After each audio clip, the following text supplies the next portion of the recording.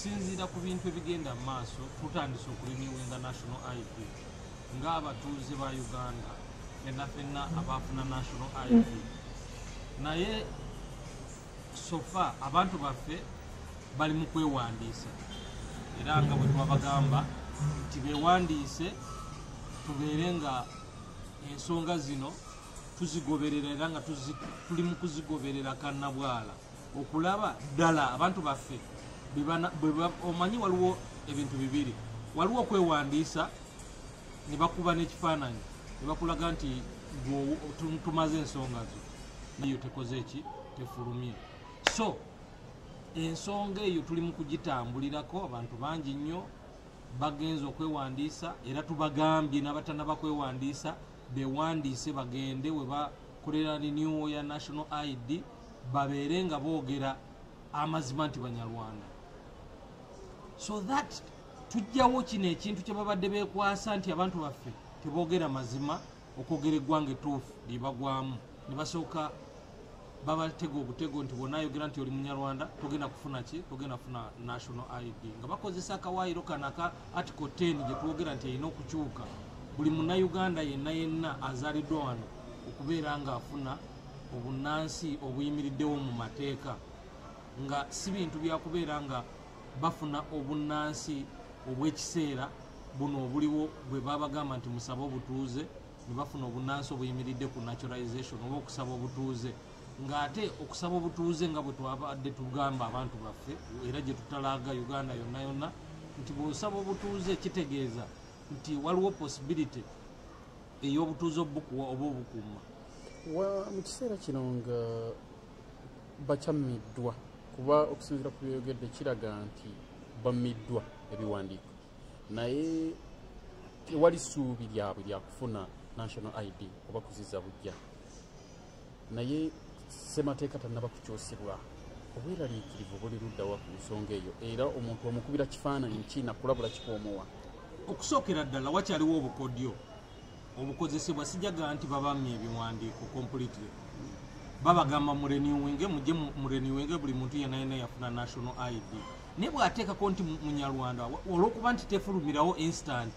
obeera olina okulinda okuba nga ojja gikola ki ojja gifuna kakati waliwo abantu baffe abamu abatusindikidde info era gye ngenda okulaga nti bateekako nti deferred ekitegeeza nti baba bakansolinze tebagenda kukola ki tebagenda kuwandaga muntu Abanyarwanda bonna abazaaliddwa mu Uganda mu bitundu ebyenjawulo twabagambye nti beewandiise bagende barenewinge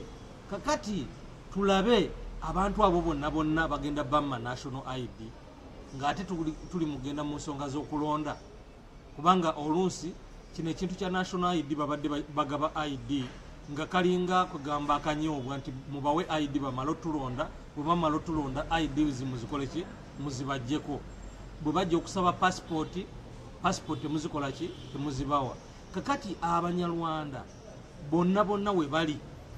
ensonga eno bagitegedde bulungi era tubakubiriza nti bonna bagende barenewinge national ID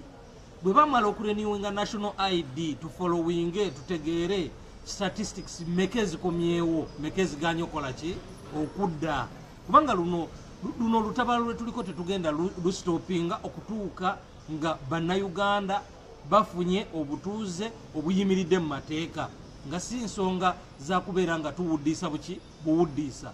article 10 twagala ekyuke naye nga tennakyuka tuli bannayuganda okitegeera abalina national ID twafuna national ID nawulira nga waliwo n'abali mu kubalaata mbu national ID baziwa Abanyarwanda era bagenda zibajjako ffe tulinze ekintu kimu abantu baffe babamme national ID tutegeere bameka bebamye ID then tugenda kuzaako ekinaddako ekiddako bintu bingi nnyo step by step ekiddako ekisookera ddala tujja kutwala Uganda mu kooti y'ensi yonna international criminal court kubanga ekyo ekintu kimenya mateeka tugenda kutwala gavumenti ya Uganda mu kooti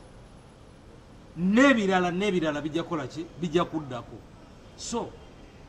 era ensonga eno olw'obukulu bwayo tuli mu kulabula abantu bonna abagezaako kumisiriidinga abantu baffe nga bababuzaabuza okukyusa eggwanga so that bafuna akawaayiro ke bagenda okuyimirirako bagambe nti walimba nti mulekeraawo okubeera nga mubuzaabuza ki bannayuganda abanyarwanda nga mubagamba bafune national ID mu mawanga amalala. Abanyarwanda bannayuganda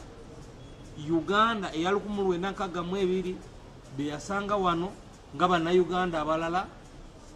ng'eggwanga eddala lyennyininyini ng'amawanga amalala gennyininyini agakola ensi gye bayita Uganda eya 1962 nga 9/10. So bayina eddembe okweyagalira mu nsi yaabwe, bayina eddembe okufuna ebiwandiiko nga bannayuganda abalala, era nga tugamba nti ensonga eno ey'okukyusa akawaayiro 10 Oweekitiibwa Pulezidenti nga tugenda mu kalulu aka 2026 ng'abalala bwe babadde basaba ebyabwe, nga Buganda bwe badde esaba ebyayo, Abanyarwanda tusaba obutuuze obuyimiridde mu ssemateeka nga akawaayiro 10 kakola ki kakyusibwa okubanga bannayuganda bonna bafuna obwenkanya nga temuliimu bintu bya kusosola, kubanga Abanyarwanda constitution ya 1995 yasanga bannayuganda. Tetumanyi lwaki constitution ya 1995 ng'olwaleero tujjukira Heroes Day oba abazira abaleeta eggwanga, abaleeta emirembe mu ggwanga lino nga bakyusa obwannakyemalira mu 1996 nga 1986 ng'Abanyarwanda bafiirwa abaana baabwe nga bwe bagamba enjogera eno gy'owulira ensi egula mirambo.